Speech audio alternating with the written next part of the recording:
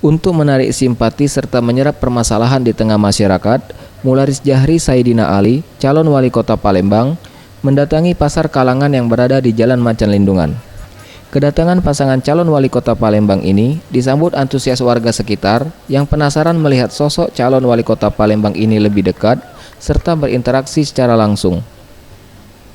Dalam belusukan kali ini, Mularis Jahri calon wali kota Palembang menyempatkan diri untuk sarapan pagi bersama masyarakat, dilanjutkan meninjau industri pembuatan tahu dan tempe yang tidak jauh dari pasar Kalangan tersebut.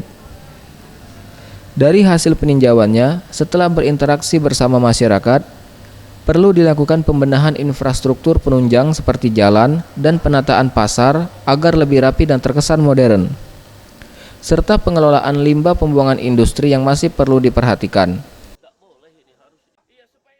Seperti ini.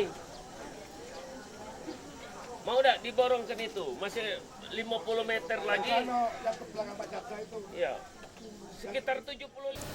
Setidaknya permasalahan tersebut dapat diatasi dengan program Nirwana yang memprioritaskan peningkatan taraf hidup masyarakat serta fokus untuk tata kelola infrastruktur di Palembang.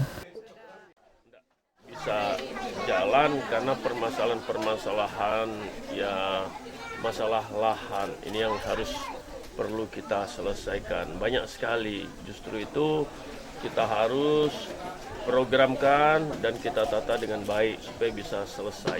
Satu persatu harus kita selesaikan supaya tuntas betul. Bagus sekali tentang pembuatan tahu tempe di sini. Ini untuk salah satu menopang gizi masyarakat Kota Palembang, dan mereka sudah berjalan begitu baik, udah puluhan tahun mereka dan ekonominya. Tim Liputan Sriwijaya TV.